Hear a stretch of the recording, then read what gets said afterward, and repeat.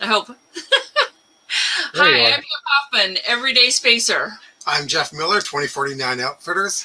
At Everyday Spacer, we show regular folks how to personally and directly participate in space exploration, science, and astronomy, or we show you how to navigate space. We're here on Friday nights at 9 p.m. Pacific time, 12 midnight Eastern time, and 3 p.m. Saturday, Queensland, Australia. We're broadcasting live from Thousand Oaks, California. Thanks so much for joining us.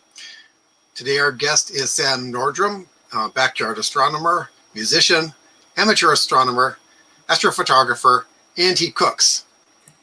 Sam, take it away. Oh, well, that was fast. Hey, how you guys doing? It's great to see you again. Very cool. Thanks so much for joining us. Really appreciate it. Oh, it's my pleasure entirely. Thanks for having me. It's real fun to be able to talk about astronomy to really just about anybody, but especially just to get people excited about it. I remember the first time I took my telescope out for my kids, and they just went absolutely nuts when they could see the moon close up. So that was fun. Thank you for the great introduction. As you mentioned, I am a musician. By day, I'm an arts administrator for the Pacific Symphony down here in Orange County.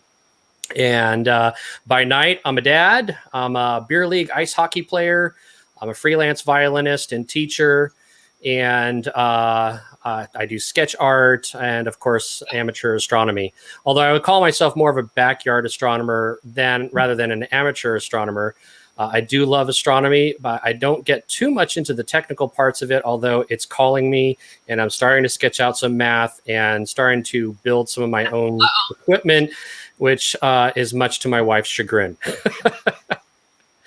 I got into astronomy like most people, through somebody, and that somebody was my dad. And he had a fascination for astronomy since he was a young kid when he first started to look up the stars. And he eventually became an engineer, worked at JPL here in Pasadena for a while, especially doing some of the programming for the Voyager 1 and 2 programs, as well as the Surveyor 1 and Surveyor 2. Space science runs deep in the family. I've been around the Orange... Stories. Oh, yeah. Oh, I could go into some crazy stuff. Wow, it's tempting to go off on the tangent, but I'll avoid that. I'm an Orange County astronomer member down here in Southern California. They are now, I think, the second or third biggest astronomy club in the nation. It's just amazing how it's grown since I was a little kid into what it is today. We have a meeting coming up next Friday, February 12th. Well, it's not next Friday, but it's 3 or 4 Fridays from now. And we have Dr. Brian Monticelli from JPL coming to join us to do a neat little lecture. And our What's Up for February. Is that going to be virtual now, Sam? Yeah, so this is virtual. And I do believe that they are free lectures. And so I would suggest going to ocastronomers.org. To find out more. Membership is it's dirt cheap. It's almost a crime, but it's fun. And, I pay for a family membership, and I think it's like $50 for a year. So it was really, really achievable. And that gives you some access to certain parts of the astronomers' offerings. For example, we've been to some of their lectures when they were at, what's called Hall? It's Beckman Hall? I think they moved around a bit. There had been an Irvine lecture hall there at Chapman University, and also over in Beckman Auditorium. But yeah, I wanted to make the What's Up, which is what's an astronomy club with that doesn't tell you what's going to be up in the sky. It's one of the best ones they've got. It's by this wonderful space artist named Chris Butler, and actually I have a great picture of one of his pieces of artwork there to share with you guys. I'll go ahead and share my screen now if you don't mind. Yeah, go right ahead. I'll work it from here. All right, so here it comes. There it is. There you go. Awesome. There's my slide. And then here's Chris Butler's artwork. Great picture of the Hubble and that lovely little nebula there. Anyhow, he does the best What's Up. It is so entertaining. It's so funny. It's a lot of fun. So everyone's invited. What else?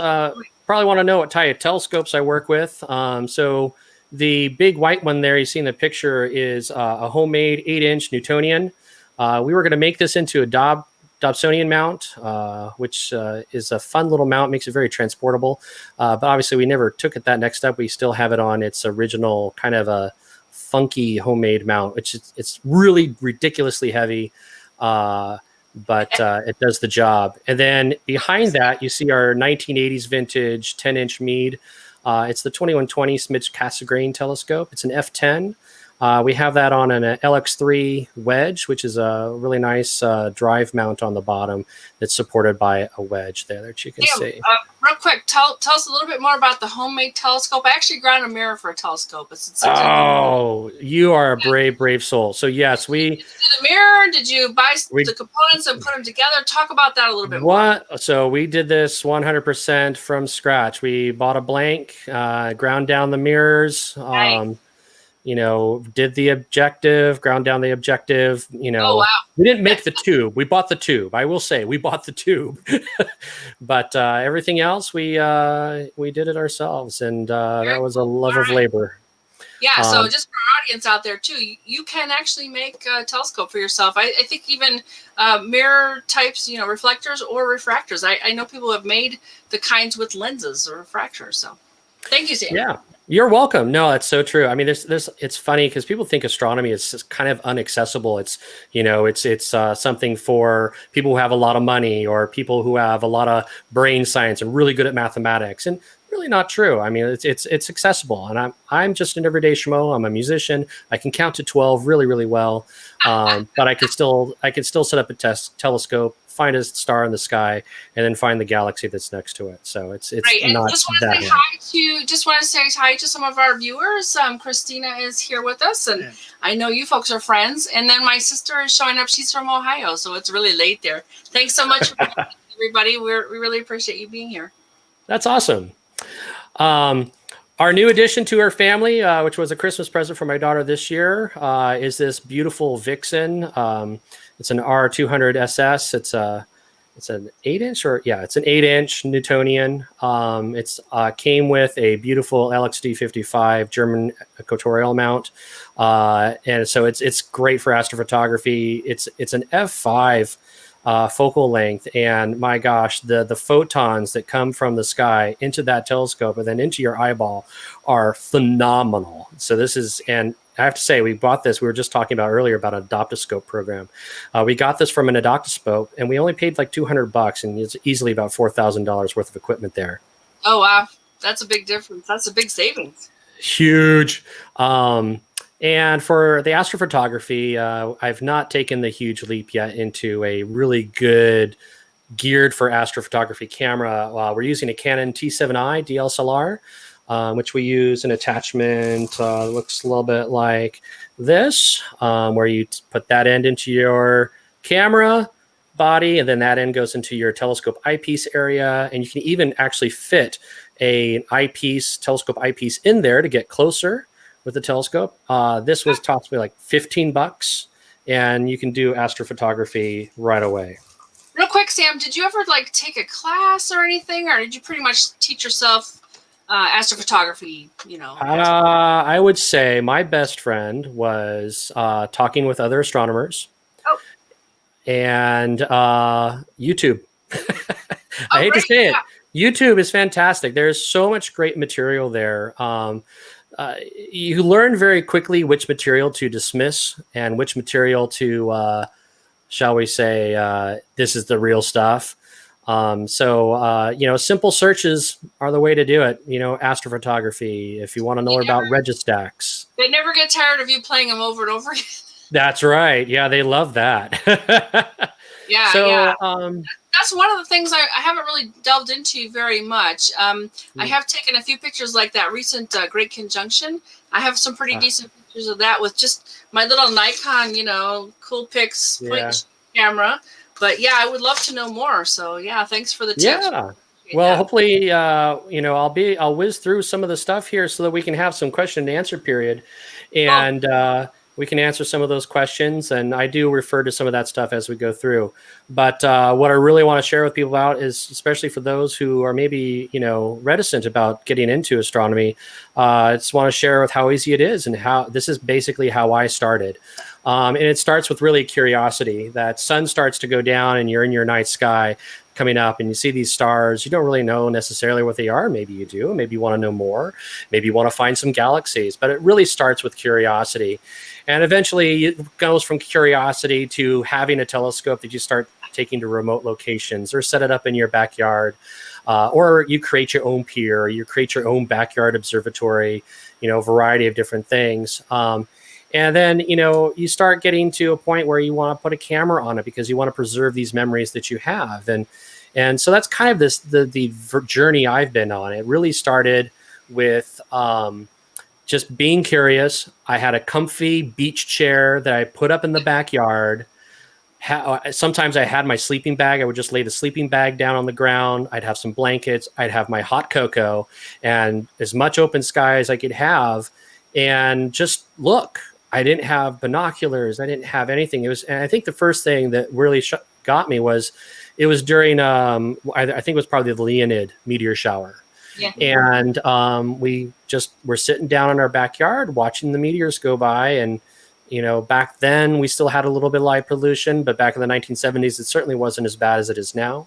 But that's how it started. And then, Backyard Astronomer version 2.0 became a pair of binoculars. And as technology advanced, we got a good app. And for people out there today, seriously, grab a good pair of binoculars and then grab one of these apps.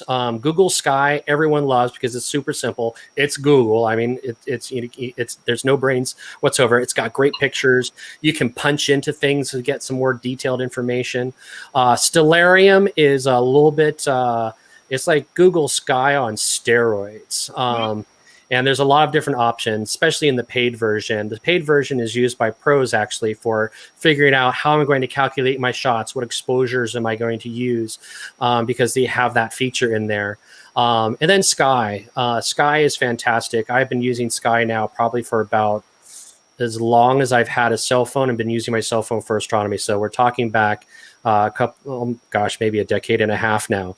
And it's built by astronomers for astronomers. So it's just as accessible as Stellarium and Google Sky, but it does have a little bit more steroids into it, where particularly if you get into wanting to find your declination and whatnot that's proper. Oh, cool. And I say for most people who are trying to get into it, like a friend of mine wanted to get their kids into astronomy, and they were asking me about eyepieces. And I said, well, what are you going to look at? And I said, well, I want them to see galaxies and, all the different stars. And why don't you start with the moon? That's a great place to start because there's so much stuff with the moon that you can see. Yeah. This is one of my first pictures I ever took of the moon with, believe it or not, this is the cell phone picture. Yes, this was taken with, I think, a Galaxy 3. Wow. I had an adapter for it, which looked like this. You put this little square spot here on your eyepiece, and you put your phone right here on the mount, and you can take photos. And I got this through it was a little 3.5-inch Celestron. And it was a really good night. It was nice and clear, really fast shot. What's great about the moon is it's so bright. And that's actually something to be wary of. It's so bright that sometimes some people, when they're looking at the moon, it hurts because it's so bright. So sometimes as you get more into it, you might want to buy a little filter for that. And then the next step is nowadays everybody's got a cell phone too. And I've seen people walk up to a telescope, just point it down the eyepiece and snap, and they've got this amazing shot of the moon. And I'm like, oh my God, that's so good. Yeah. Oh yeah, for sure. Oh, and the mirrorless cameras are the big thing now too. We haven't invested in one that because we just love our DSLR, but these mirrorless cameras, digital cameras, are fantastic. It's amazing some of the shots they get, especially with some of the lens additions they can do to it. Okay. Another thing people would probably want to invest in when they're first, if they want something that's not necessarily just an app and they want to sit there with a red flashlight and just look at a different kind of map, they still make these wonderful, beautiful maps where, you pull a dial on the side, set it for the date that you're looking at the sky, and up in this window here, it shows you actually what sky you're looking at. What's really awful is I'm not sure if they do this anymore, but if I flip this over to the other side, for your friends in Australia, I know what they're looking at too. But I haven't seen one that has Southern Hemisphere stuff on it in like forever. Oh, okay. But these are fun. They're called Planospheres. And this was probably like $2 back in the day. I looked online. You can get a good one on Amazon for like, I don't know, 10 bucks, something like that. Plastic. It's big. Oh, yeah? Old eyes. Does it look kind of like this one here? Oh, okay. Let's see if I can get a page open here without, this is my favorite thing that I have, and I have to go this way. This is an atlas. Oh, yeah. If I go in closer, you can see all the stars and stuff on. It's crazy. This is a fun thing to read through. And I love that. These are ridiculously expensive, though. So don't do that if you're just starting off. Yeah. You can actually get stuff like that from other astronomers, too. I think my first one was somebody, got a new one, passed along their old one to me. And, I actually did a planosphere demonstration. Sweet. On our YouTube channel. Took a planosphere and just said, here it is, and here's what it looks like, and here's how you use it. And that is really cool. This is a really big one, so it's easy to see. And I think the Goddard Space Center down in Houston has actually materials they use for STEM and STEAM classroom type curriculum.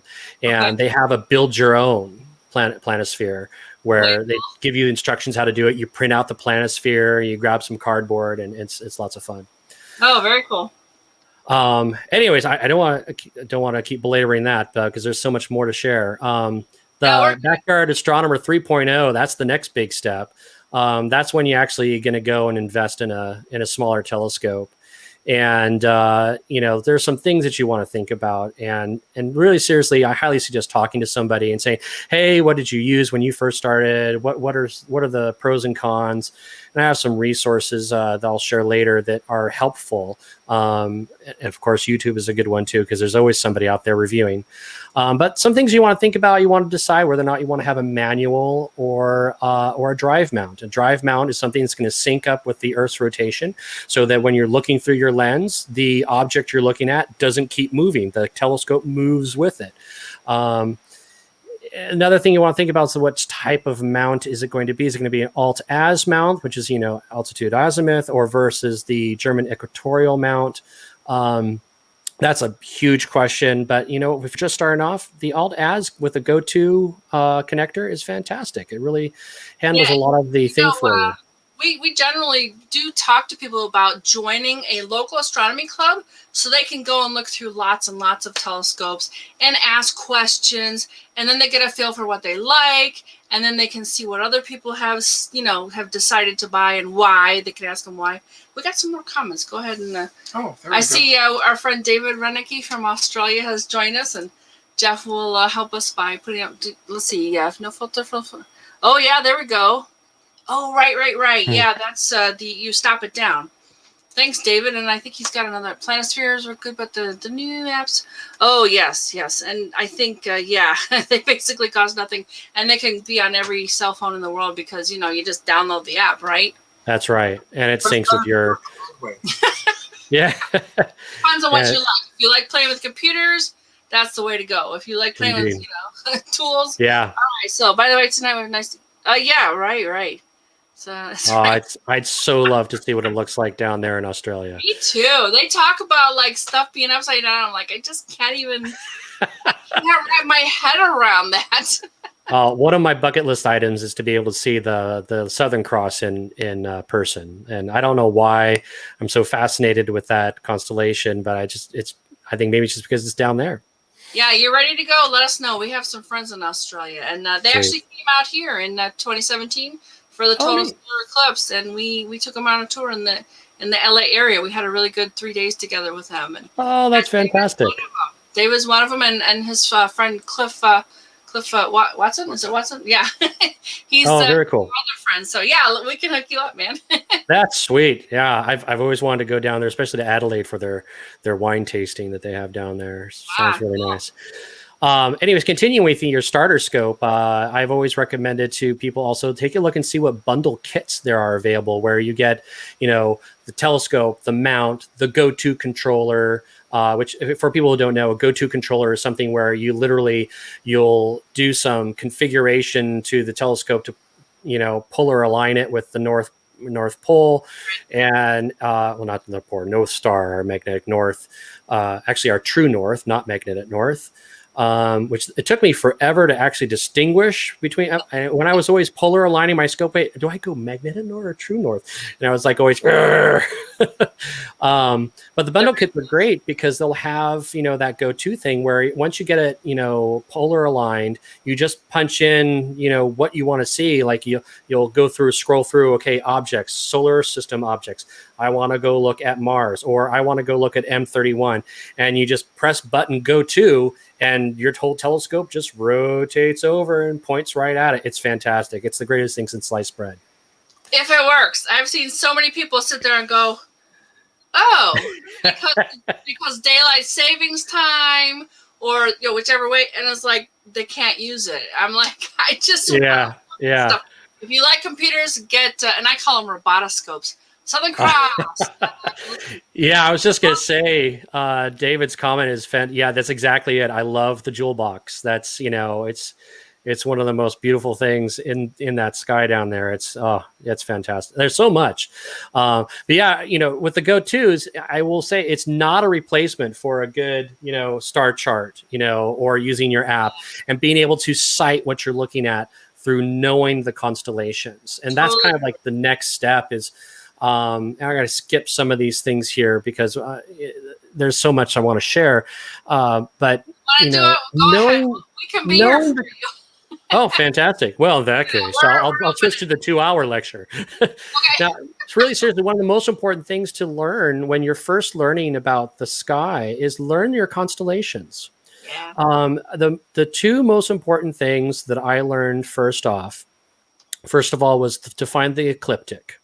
And that's easy. If you have the moon up in the sky, it's easy to find the ecliptic because you just find the moon and you find your bearing to east-west, and you'll start seeing stuff that are bright that don't exactly look like stars because they don't twinkle the same as stars. And those are your planets. And so that's one of the first things you can start looking at. I'll never forget the first time I saw the Big Dipper. Exactly. That's actually the second thing. I like this Dave Reinecke guy. Oh yeah, Dave's been at this for a long time. He was on one of our guests too. Actually, we're going to have him come back because he just have that's fantastic. Some years of knowledge. So yeah, and finding the Big Dipper was probably the second most important thing I learned how to find in the night sky, because that leads to Cassiopeia. And that leads, of course, to the North Star and Little Dipper, which is what we use to polar align our telescopes, at least for another, 25 years, maybe 30? I can't remember the measurement. But, our sky is shifting because we're wobbling as a planet. And as we're getting into this next new solar phase, it's going to be interesting to see how things kind of change in regards to that. Anyways, but I digress. So a bundle kit is great. I also recommend a good starter kit for eyepieces. I would definitely want something with, something around a 10 millimeter lens. For wider field stuff, I'd look at a 20, 25 millimeter, even up to a 32 if you've got kids. If you got kids who have a hard time looking through some sort of a monocle, then the wider aperture you have, the more light that's going to come out, and the more they're going to be able to get their eye over it to kind of see what they want to look at. I'll have to keep that in mind, because I definitely have noticed at major star parties when the kids have a lot of trouble. So you say, so the big aperture, and it's easy to look down. And okay, I think I know what you're talking about. Yeah. Thank you. Oh, I missed this part about the moon. One of the fun things about the moon, is that you can see, some of these Apollo remnants of the Apollo program. It's really kind of fun to see. This is pulled off of a Sky and Telescope article which I think I have in the lecture notes that you can link to. Bob King, who's one of their best writers they ever had, made this wonderful article. And by accident, one night, I was shooting the moon, and I'm looking at this picture, and I'm saying, there's this really weird bright thing here that doesn't look like a rock to me. I mean, like that's a rock. It's misshapen, but this is kind of square. And so, of course, that's circled right here. And I zoomed in on it a lot more, and I looked at it, well, that's interesting. That, there's that guy there. It's on this part of the heart. And then a couple months before that, or a couple months after that, I saw this article, and I'm looking at, okay, Apollo 11, look at that. There's there on the upside down heart of the moon, which of course it's right side up in my image because I was taking it through the telescope, which reverses the image. And I'm like, well, that's right about the same spot. And there's that crater. What? And I, by accident, got a picture of the Apollo 11 lander. And I was so excited that happened. And the one person I really wanted to tell was my dad, but unfortunately he had passed by this time. And I was like, of all the people who I could share this with, but that's one of my favorite photos I ever got. This was actually through our the Meade SCT that we have. Oh, very cool. Yeah, So, Patrick Moore, he was a pretty famous guy too. Our timing's a little weird. Sorry about that. no, that's okay. That's okay. I also recommend that if people do want to, there's most astronomy clubs, like Ventura, Orange County Astronomers, Palm Desert Astronomy Group. I think Antelope Valley, they have, loaner scopes that you can borrow and see what you like, because some people like Newtonians, some people like, traditional long tube. Some people like the SCTs. And size is another issue too.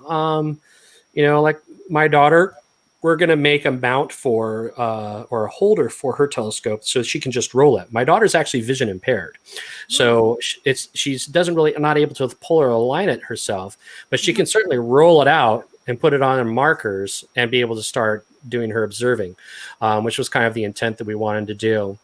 But you can also buy used. And OC Telescope down here in Santa Ana, they're a great shop, great people there. They are a wealth of information. If you have questions, they will be more than happy to talk to you. They are open occasionally right now, but they're observing some very strict protocols. They do have a website that you can look at things, but really this is one of those gem of shops that you just want to go to, especially to look at what they have in the used department. Oh, good point. David said that the Facebook Marketplace can be useful. Cool. I didn't realize that. I didn't realize people were putting their telescopes on Facebook Marketplace. Yeah, I've never used Facebook Marketplace. OPT Corp, they sell used. They're down in San Diego. Their website is fantastic, and you can buy new and used equipment there. Pretty much almost anything under the sun that you need for astronomy, you can get through them. Telescope.com, that is our wonderful friends at Orion up in Cupertino, the Bay Area, for your Bay Area viewers. They were around a long time. Yeah. They have actually the Orion telescopes are pretty good. Fun stuff. Astromart, this is your astronomers classifieds and talk forum. Same with cloudynights.com. And I'm going to refer to Cloudy Nights again a little bit later because they have become one of my go-to stops for finding information. Like, for example, when I was trying to research, for example, this LXD 55 mount that we had, or that we just recently got, I went to there to find out a lot of great information about and found out how amazing a mount it really is. So we got lucky. Thank goodness. And then Agena Astro, they're just up in Cerritos. So for those of you who are a little closer to the LA area, they're right there. They have a great website also. They are... Yeah. So like, for example, I found them because we bought a Vixen telescope, and Vixen, they're based down in San Juan Capistrano, and you can buy product directly from Vixen, or you can buy it through Agena Astro. Okay. So both are very nice. I've spoken to people at both places on the phone. I've emailed, and of course, have purchased items through there. And it's fun. It's good. And it's a lot of stuff that we need, like, little adapters like this, extenders, they're not horribly expensive. I love it. When you need stuff, we call it aperture fever. Yeah. Well, I mean, it's funny. I used to say, I teach violin lessons and gig as a freelance musician to pay for my hockey habit. But it's now become, since, all of these ice rinks and adult leagues are shut down, it's become, it's been feeding my astronomy habit, which is not good. It's wonderful. Yeah.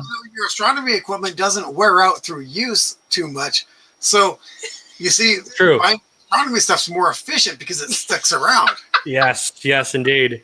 And makes more of a clutter for your wife. And that's yeah. Well, storage is that's a big thing. Make sure you have space to store it, because you want to store it in something somewhat of a climate controlled area, because we just actually recently discovered on our mead that I do have some rust forming from dew that somehow got on it from a cold night where we got below the dew point and the humidity got above 35%. And we either probably just put it away too fast and had lids on it. And now I get aberrations in some of my images, which is really frustrating. And very expensive, almost impossible to, especially for an instrument of this vintage, might not be worthwhile replacing. But we'll see. I'm trying to find one of its same kind and might cannibalize another scope. Oh, yeah, that's a good way to do it. There's something, Hal Gendorf is a professor out here at Moore Park College, and we have a club that's based there. It's the Ventura County Astronomical Society. One thing I like what he said is the right telescope for you is the one that you use. So he showed like his progress when he was very young. He had a small telescope, and when he got older, bigger, and now he's back to a small one because he's a little older. And carting a big, huge telescope around is very hard. So it gets left in the closet. If you don't have the means or place or whatever, just get a moderate one. You can do a lot now. The modern optics are so amazing. I won a spotting scope about, 4 or 5 years ago. And I looked through that and I'm like, oh my God. Yeah, right. Yeah, for sure. I mean, they've got computers that can grind things down to within incredible parameters. So sure. Yeah, try and get even a moderate thing now, and try clubs that have telescopes that you could borrow. And you know what you could do? You could try one and then turn it back in and get a different one. And I mean, you could really do a lot for very little money. Oh yeah, absolutely. You can definitely do something really extraordinary, which makes it fun. I've already talked about the Planosphere, but I didn't talk about an almanac. These are fun tools, especially as you get more advanced into it and you want to start planning your observations. This is a fantastic tool. I'm going to zoom in on that one, Sam. That's not Yeah, much. sure. So I'll take you through it here. So you have on this axis here, you have the times from 8 a.m. to 4 p.m. And then on the bottom here, you have dates that go for the entire year. Just above the date line, you have the moon phases that happen during that time, which is, if you're trying to do photography, you're definitely going to be looking for those new moons that come down along every once in a while. Yep. And then you have your sunset line here on the bottom, and then sunrise here on the top. And then in between those times, you have the transit of the planets: Jupiter, Neptune, Pluto, Mars, Uranus. And then you have another line here, which is fun for astronomical twilight. And so that you can use this as a neat tool. This is for our latitude, 33 degrees. So it's a very useful tool. To be honest, I plan based on when I really just use the moon at this point. And I keep in touch with Sky and Telescope magazine. The JPL monthly What's Up is also fantastic. There's just so many great resources out there. Another good one is Sky and Telescope. They have a really great interactive sky chart on their website. It's just skyandtelescope.org/interactive-sky-chart. And it's really good. And as is their almanac. They have a really cool almanac. what's kind of fun with the almanacs, if you go back in time or forward in time, it gets very kind of interesting. I see someone commenting about a Telstar. That's also a great little thing there, like that. I'm assuming that's probably similar to a Telrad, good finder scope. The next thing probably should tell people about, since I mentioned the issue I had with dew, is dew protection. So now I'm very, very cautious with dew. I didn't spend the $50+ to make a dew shield for the front of my telescope. I went down to a craft store and made my own. There you go. Put some Velcro on it. And I bet you that sounded horrible in the microphone. Sorry about that. Honestly, that was not my burrito. And it's just made out of a flexible foam, and I wrap it around the upper part of my telescope. Now, the other thing that this is another neat cheap trick. If you don't have heaters for the scope, like for example, they have these wraps that you wrap around the scope that you can actually build or purchase an element that helps control the heating, so that your mirrors, you can be out like some of the guys on the Backyard Observatory website. They talk about they're out there where it's down to like 15 degrees in their backyard, that Fahrenheit, and they're still doing observations because it's a remote scope. They're staying inside in their warm little office inside their house, drinking, a nice little beverage of their choice to keep their toddy warm. And they're looking through their telescope. It's like 14 degrees out there, but they have these heaters on, so it's keeping the mirrors warm. So, but the flip side of that is you want to keep your cameras cool. It's a bizarre thing. Anyways, so instead of investing one of those, which that can get up to $200, I take little hot pockets. Those little things that you get them from a sporting goods store. You shake them up. You're supposed to slip into mittens. I put 2 of them inside my dew shield here, and that warms up my corrector plate, which warms up my secondary mirror. So, nice. And then I just use, actually it's a really bad old stretched out hairband that I put on the bottom of the telescope to warm the main mirror. So fun little tricks there. I mentioned storage. When you're picking out a telescope, think about storage. The other thing you want to think about when you're getting into backyard astronomy is weather, right? Tonight it's raining. We knew it was coming. But I really follow humidity. That's kind of the big thing that I follow. And a great resource I found, and they have these for several different locations. I mean, it's like it's almost guaranteed you'll find one nearby your home, like within a mile. And it's called Wonderground, wonderground.com. Great source for looking at weather, working at forecasting, and seeing what the current weather is. So you can see the trends. Watch that barometer, because that tells you what's coming and what's going. And then, of course, go ahead. Yeah, thanks for the tip. I didn't even know about that one. So. Oh yeah, it's fantastic. I love it. Really great interface too. Cool. For people with kiddos doing science projects, it's a great resource for that too. And of course, NOAA. I trust NOAA more than like weather.com. I go to forecast.weather.gov, and that's where I kind of get my local forecast. Cool. The other thing that's been a great resource for me are social media, from just interesting stuff to look at, but also great information, and connecting with the community, especially since we're stuck indoors most of the time and can't really travel and visit with people as much as we normally would. Social media has become a great outlet to meet and chat and visit and meet new people. I've mentioned the home observatories. This is a DIY group that is unbelievable. They're on Facebook. Some of the stuff these guys make, I'll show you some pictures, are just unbelievable of what they're doing in their backyard. But it's great information. It's a very welcoming community. There's no snobbery there. There's no, I'm a scientist and you're just an average Joe. They're all average Joes on here, and James. And they have, I look at it every day. That's my newspaper. For astronomy, at least. WN Cup Observatory, they have great lecture series as well. And obviously they're supported by the Keck Foundation. So there's a lot of good money there. They get a lot of good information and great subjects to explore.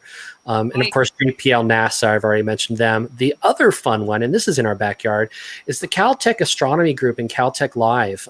They do these really wonderful social things where it's literally a virtual bar, if you will, or lounge.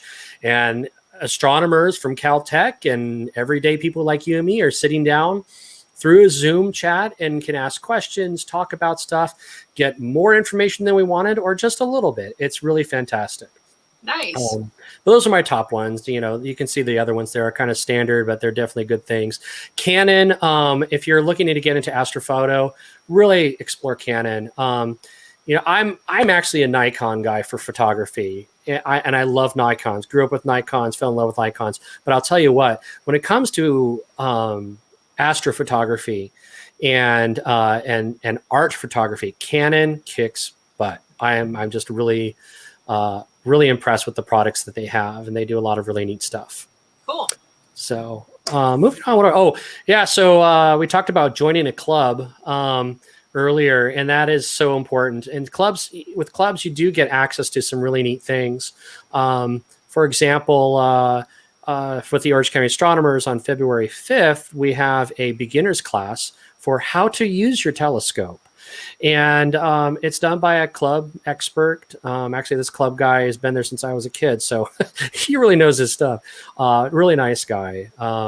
But the clubs give you a really great resource to not only knowledge about things to do, but events, time to look through a telescope, and sometimes remote scopes. And I have a section that I talk about remote scopes a little bit later that's really fun. And I've just started getting into it, and it is really cool.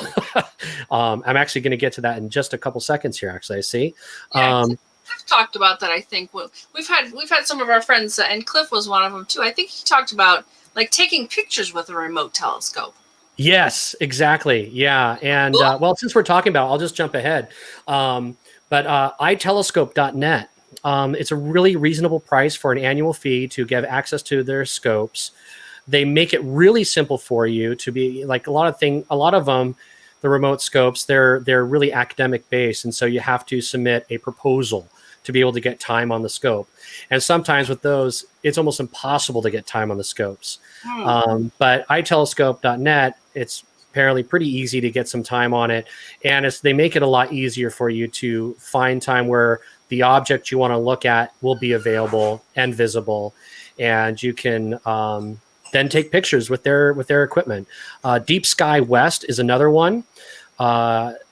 DeepSkyWest.com, I think they have an annual fee that's a little bit more expensive, but I haven't really explored into that too much because through the Orange County Astronomers, we have access to a wide variety of scopes on actually an international share, which is really fantastic. So you can get some pretty interesting things and get time on them, which is really neat.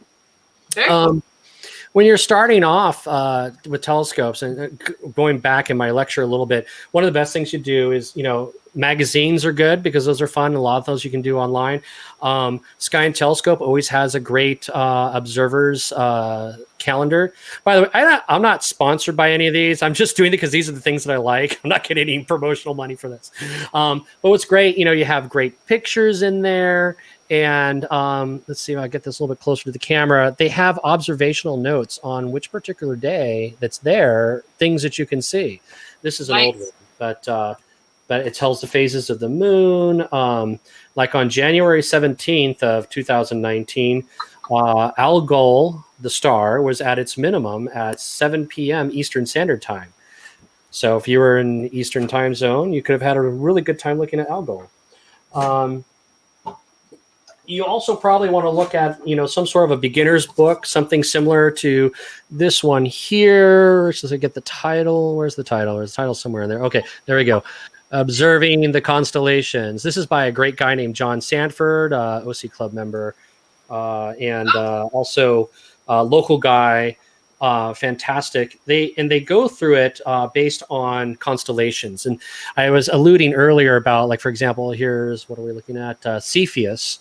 They can give you an in-depth look at what's inside that constellation.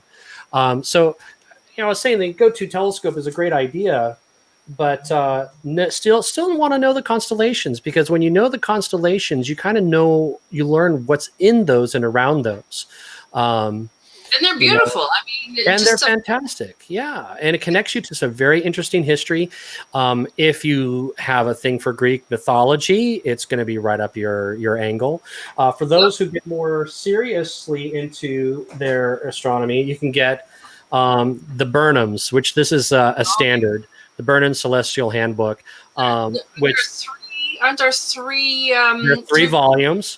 I do believe they're out of print. But, used bookstores, you'll find one somewhere. But there's so much information. Is that the spelling right there, Burnham? Yes. Or let's see. Yes, that looks just like it. Mm-hmm. Okay. Burnham Celestial Handbook. And then, as your curiosity develops, there's just a lot of books that you can read about it. As you get more into it too, I started talking about these backyard astronomers, and these are some of the home-built backyard observatories that they've built. Those are amazing. There's a whole community of people that are making these roll-off roofs. So this roof here that's over this lovely little sitting area actually rolls over that side there to protect the telescope that's inside there. I should have put a picture of the insides, goodness. But anyways, this is a roll-off roof, and this is your traditional dome. And, these were all just home built by someone. They built them themselves. I want to know how they had that much time on their hands, but they're beautiful. They're gorgeous. And then there's the next extreme, this guy, which I seriously want to move here. So you got that thing. What I wish I put the whole sequence of photos, but I mean, this guy was sharing all of the step-by-step photos of him making this. Wow. And it was extraordinary. And this is the end product. You have this beautiful roll-off roof. You have this great deck down here underneath it for partying. And then just look inside here. You have all this wonderful imaging stuff, things for people to see, lounges for people to just sit back, lounge back, and look up at the sky. Of course, me being a little bit of a nerd, I'm looking through, I'm seeing how he's doing his cabling and wiring through here underneath the roll-off, and how things are going. And look at this. This is the best part right here. Mini bar. We got to get things straight, right? You never need to go back in your house when you have something like this. I don't think this guy goes in his house. It's nuts. But anyway. And this is a van right here, by the way, just to give you perspective of size. That's a van. That's one of those, I think, Mercedes big, tall vans. Wow. So that's how big this thing is. That's a huge, beautiful scope right there, that Meade. I can't tell. My guess is that's the 16. And you said this, did you say this was in, this guy's in Colorado? I think this guy's in Colorado, yeah. We should get him on the show. Yeah, for sure. Show us how he did it. I mean, really, when if you put your mind to it, you could do anything with this. I mean, yeah. Well, and I'll tell you what though. Let me just go back. I just want to remind people, this is my setup. So this is, come on, baby. Oh no, there we go. This is my setup. This, I mostly use this platform here. I usually don't have this second scope out. I'm using my SST here, SET here, and that's it. I've actually I've taken this mount out because this is my permanent pier that we had in, and we built that pier. We put it down deep into the ground with a nice good concrete, with a lot of stuff around it to prevent vibration, and we have sand, very hard, actually a very squishy but hard sand underneath here to reduce vibration. And this is literally in my backyard in Mission Viejo, California. That's so serious, you don't have to have that big, beautiful house. It'd be nice. But this gets it done. And here's another cool thing. I'll start transitioning over to astrophoto here a little bit, and then I'll take questions. But one of the cool things you can do in Southern California, even though you have this horrible light pollution, you know, it's with those really that funk. I can't remember the chemical lights that they are, but it creates that kind of orangish look, right? Well, the sodium, high pressure. Deep sky photography, which is your galaxies and your nebulae, you put a hydrogen alpha filter in your lens and boom, you're doing your photography. You're going to get these great shots of these nebula and galaxies because that hydrogen alpha filter brings out the stuff that you want to see in the deep sky objects. So in Southern California, even up in LA, you can do some really good shots of galaxies. That's my next step. That's my next challenge that I'm going to try to get to. Yeah, I haven't used any of the filters yet, though, but I have heard of them. Yeah. So talking about astrophotography a little bit, obviously an easy spot to start is with the moon. You know, this was a shot with my cell phone camera with this little mount through my 3.5 Celestron Cometron. Wow. And this was an eclipse that we had way back. I actually took this picture when we were living up in Northern California. You can see a couple stars here in the background. I'm wondering actually if this might be Jupiter. I'm not sure. I can't remember, but it doesn't really look like a star to me.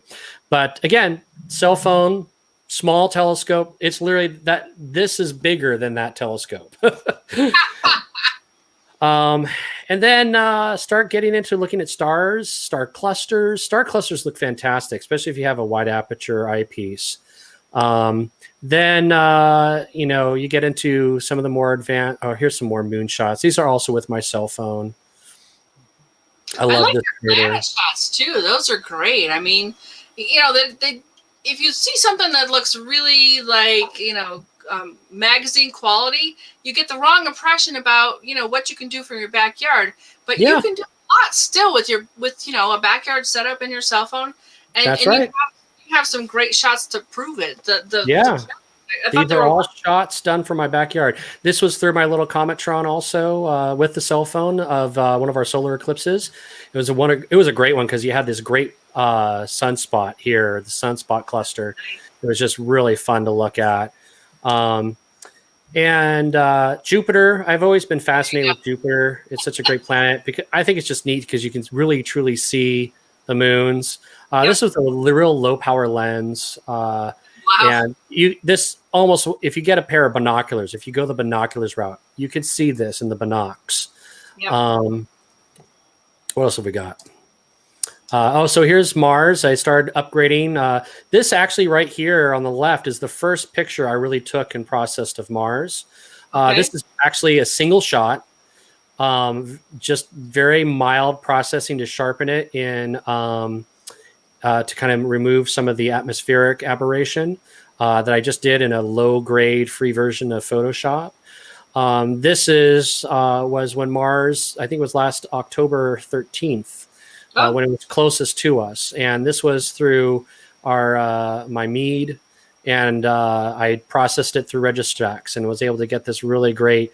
And you can see some of the banding here from the wonderful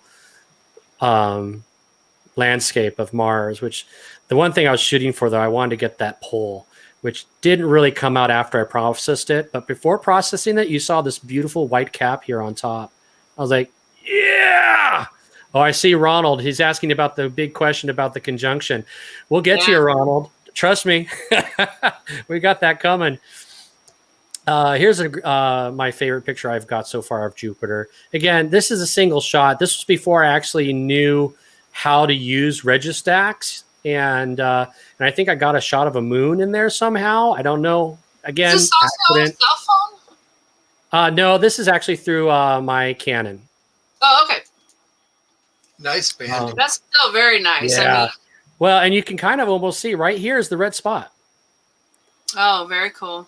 Yeah, which I think is like, yes, that's the one thing I wanted to get.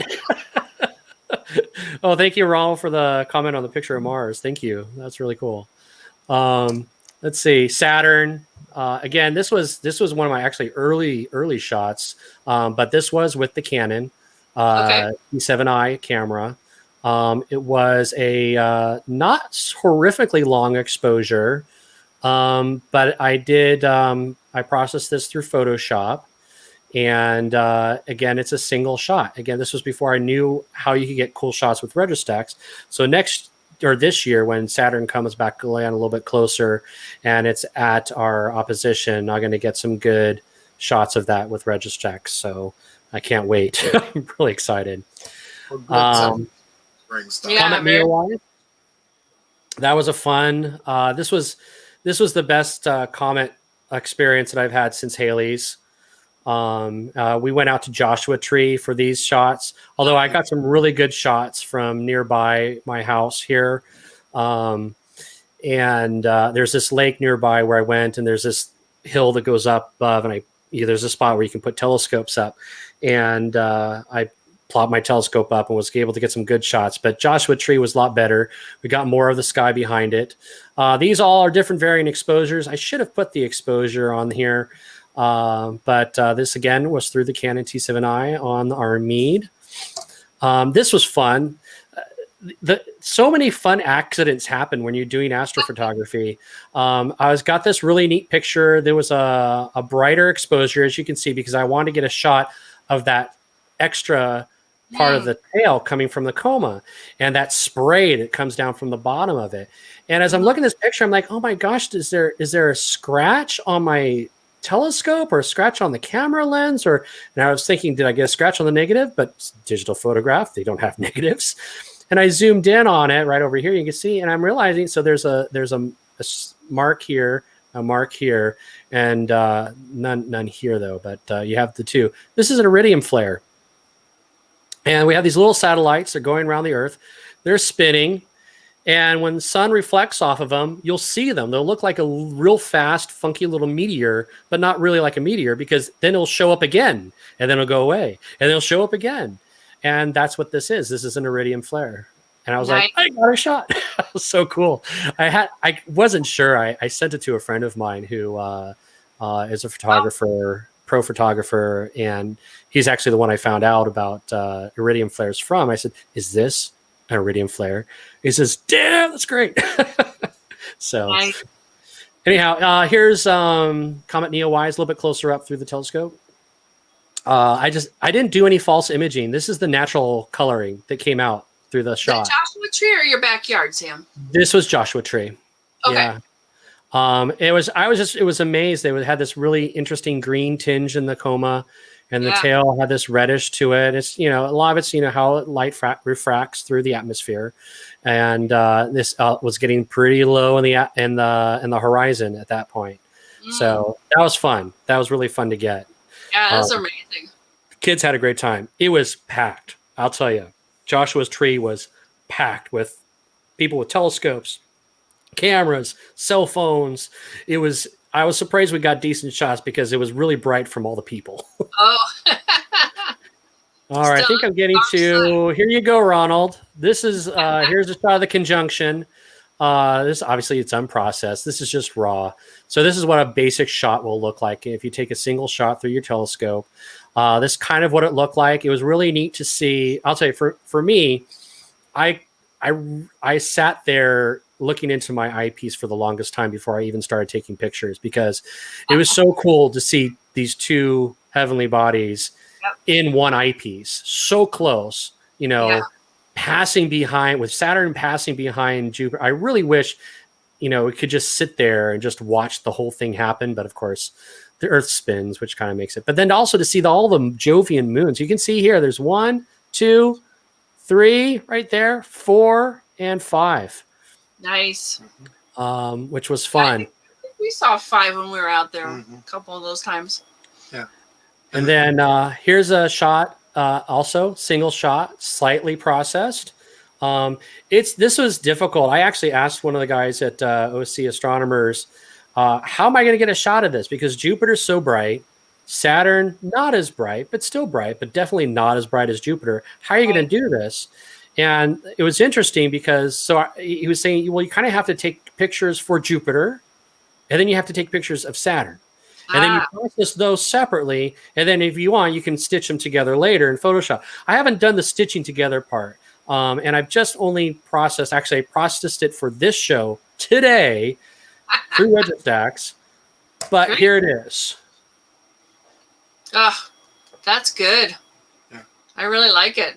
Very I was crisp. shocked that I could get some banding in there on Jupiter still, but it's a little bit false colored just because I adjusted the color a little bit so you can see the banding. But you can clearly see Jupiter or Saturn there with its rings prominent. And Wow. for seriously, I'm still getting used to Registax. And for those people who want to get into astrophotography, this took me maybe about 15 to 20 minutes to do this. But I was watching a YouTube video at the same time to make sure I was processing it right. I love it. So, so there's some astrophotography for you. Deep sky is great. Once you get into astrophotography, you really start maybe looking at different investment into different gear. And it all depends on how much you want to invest. Next thing I kind of wanted to share with everybody was just some resources that I frequently use because, I've shared a lot of stuff, but I'll tell you what I use the most. The shops I use most are pretty much, the OPT Corp and Orion and OC telescopes. And they're great, very efficient. Prices are reasonable. You can always find good deals there. Cloudy Skies, or cloudynights.com has been my go-to for finding detailed information and asking questions. It's a really great, very user-friendly website where you can talk with amateur astronomers and pro astronomers from all over. It's really fantastic. Sky and Telescope magazine and also their social media sites and their website, great resource. Astronomy magazine is also a fantastic magazine. It's a little bit, I think actually it's made in the UK, so it's a little bit slighter to that, but if you're interested in traveling, it could be also a great benefit. On social media, I'm always reading, as I mentioned, the Home Observatory's DIY astronomy projects. That is a closed group. It's a good group, but it is closed. It's not open. You do have to go through, you have to share information about what you're doing, what's your purpose for joining the group, what equipment you're using, and what you got going on. And they're really good people. It wasn't a huge big deal. It wasn't like going to the doctor and it will hurt just a little bit. It was really good. And then JPL puts up usually on the 30th or 31st of every month, they have a thing called What's Up, which gives you a really great overview of what's going to be up in the sky for the upcoming month. And that's a great resource. I think I actually have some of these things. Oh, for astrophotography, this is my next project. So I think someone forgive me, but there's around 130. I don't count. I can't. I'm a musician. I counted 12. There's over 100 of these Messier objects, which these are your deep sky objects. You have your clusters, your star clusters, what I talked about earlier. You have your galaxies, and you have your nebulae. Of course, there's the wonderful ring nebula. And this is all stuff to be seen. These are the ones that we can see up in our hemisphere. There's these challenges. It's a challenge that they do where you go through and you plan out what you're going to do for seeing all these and getting pictures. So anyways, another good thing for those who want to do this on a more frequent basis, this is great for people who have A, limited time, or B, are retired, or C, have kids. You want to plan what you're doing. So astroplanner.net is a great website and software for planning out your observing. And it really helps you along. And I've actually learned quite a bit from what's going to be up in the sky and how to actually observe it through Astroplanner. This Skyview, this is a virtual telescope through NASA that's really cool, very user-friendly. I believe it's free, but I think there's a suggested donation. I'm not 100% sure on that one. I haven't been there actually in a little while, but I have gone there often enough to put this as a frequent resource. For those of you who love the sun, and I'll tell you, that's the next thing I really want to get into outside of the Messier project, but I want to get into some more solar observation because for those who are not familiar, we are moving into a new solar cycle. The sun is getting older. It's getting into its next phase, and it's very fascinating. The more stuff we're learning about the sun, the more stuff we're learning about our own solar system and the planets in our solar system. Helioviewer.org is literally a telescope that's pointed at the sun 24/7, and you can look at the sun in 1,001 different ways through different filters, different wavelengths, infrared, radio. I mean, it's so cool that literally it's like going into virtuality and getting lost forever in there. It is that good. Night Skies Network, just a really great resource for information and navigation, and of course cloudynights.com is right there.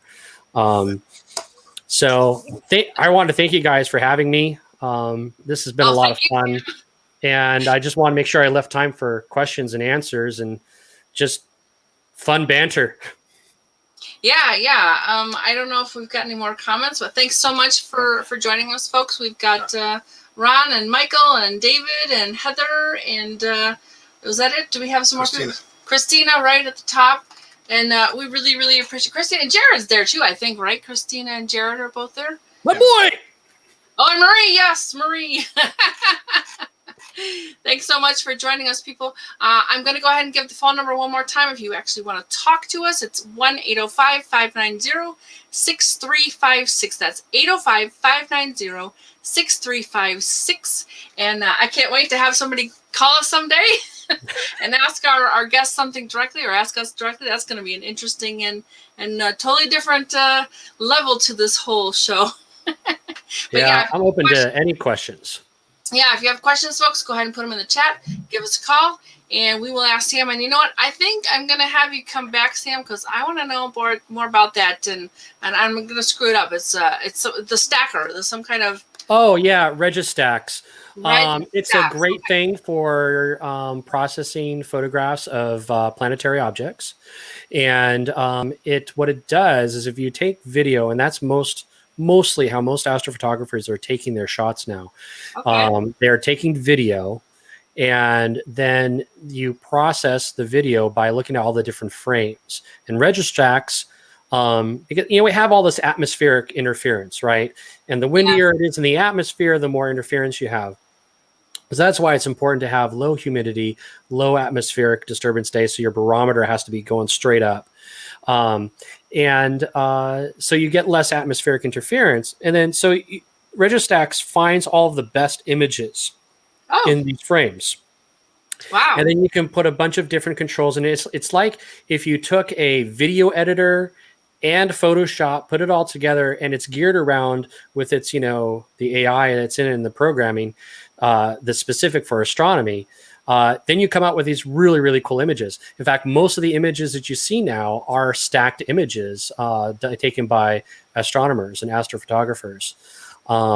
There's two. I should clarify. There's two worlds of astrophotography. There's astrophotography where people are taking the really good cameras and getting good shots of a variety of different things. And then there's taking your shots through the telescope. So they're two different techniques of photography. So they're almost really two different worlds, but it's fun to do both. I try to do both. I will say the first way, taking a shot with just a camera, that's hard. That's really hard. And it's easier for me to take a picture through my telescope. Oh, okay. So, we got a couple of questions here. We had Christina asking about places to view planets and so forth. And so asking about Registax. Yeah, Registax is a computer program, and it's free, which is great. But you do need to have most of the time a companion app, because most digital cameras these days take pictures in MOV format or oh gosh, what's the other one? I'm blanking on it right now. MP4? Is it MP4? Yeah, MP4. Thank you very much. And Registax doesn't process that, so you have to switch it to an AVI. So you use another program called PIP, which basically takes you can actually do some processing in PIP as well. But then it takes your your video and changes over to an AVI to be able to process the registexts. There's other software out there. This is what I use as a beginner. I haven't taken that next step. Answer Christina's question about other than Joshua Tree. So the best rule of thumb, anywhere away from city lights is great, where you have open sky. That's why I find most like Mount Wilson is up in the mountains. Big Bear is a great spot to go. When it was around, the Riverside Telescope Makers Conference was always be at one of the campgrounds up there in either Lake Arrowhead or Big Bear. Anywhere in the San Bernardino Mountains. Going further north, obviously Ventura County has some wonderful places to go. Yeah, we've got a good site here. It's part of the Santa Monica Mountains, right out here. Yeah, great. Satwiwa is the if you look for the address, it takes you way past it. But I always tell people to put Satwiwa, and they'll find it that way. Yeah. Yeah.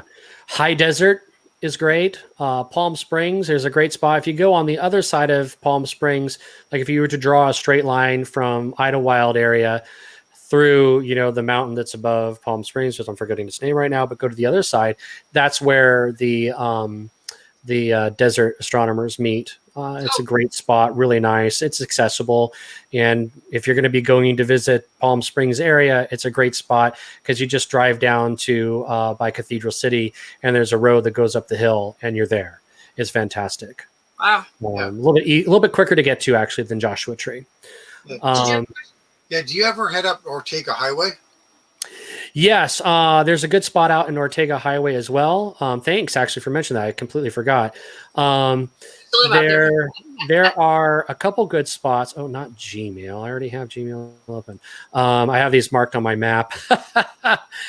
I'll come back to it. There's a couple parks out there that you can go to that are public. They're public parks.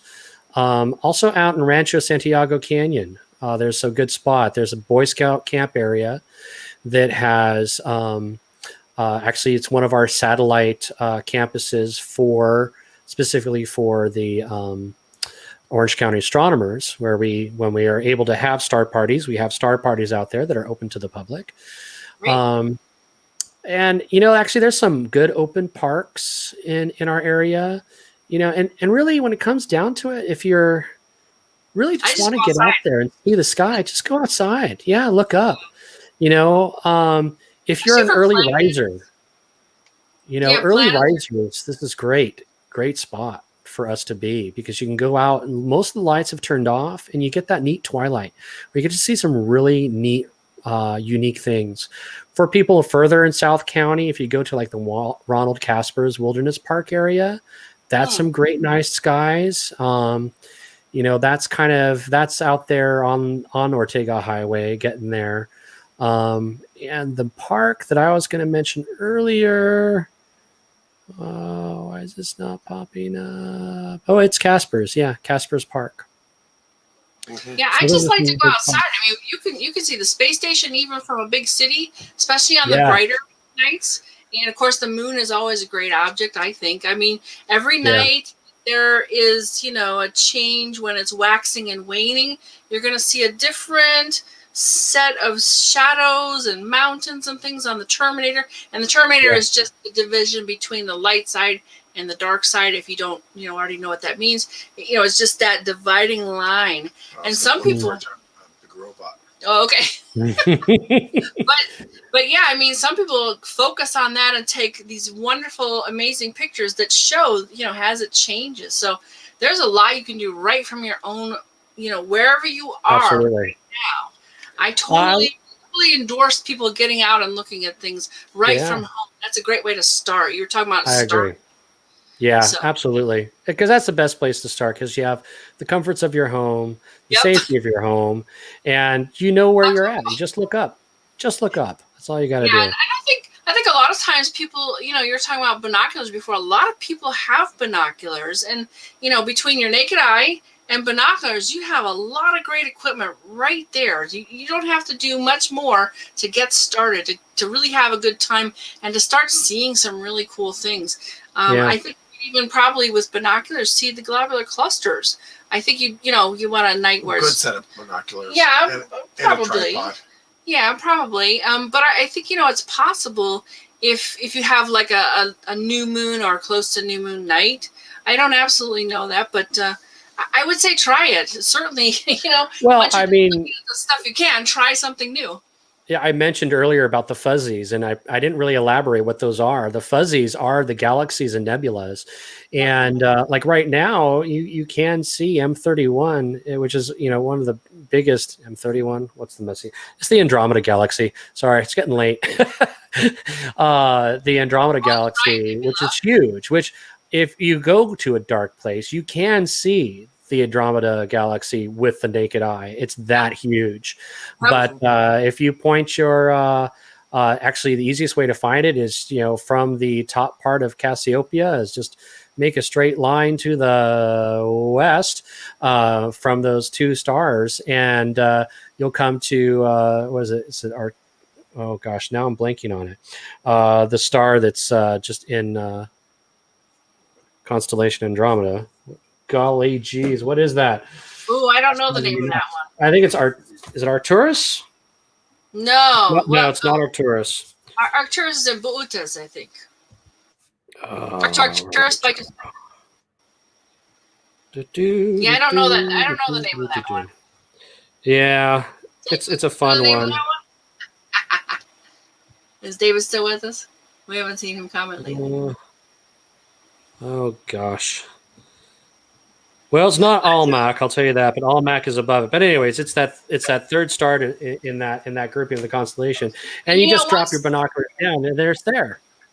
Once this publishes, we can go in and comment, and share the links that you've shared, and answer more questions. Yeah, I generally look for people's additional comments after the show. So, well, I wanted to share some neat things too. You mentioned about tangents going off to different places to do sky. I mentioned the Riverside Telescope Makers Conference.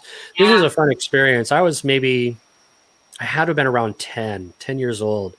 And the speaker at this particular conference was none other than Clyde Tombaugh. Oh, wow. And for those people who don't know, Clyde Tombaugh is the astronomer that discovered, and I'm going to call it the planet Pluto. Mm-hmm. And there's a great book about him. This is published by Sky and Telescope magazine. This is why I like Sky and Tel, and that's Clyde there. It shows his telescope, and it's this is not. It's amazing to think that was done in 1930. That discovery, but the other thing you find little gems like this that make seeing what you're looking at through the telescope that much more exciting.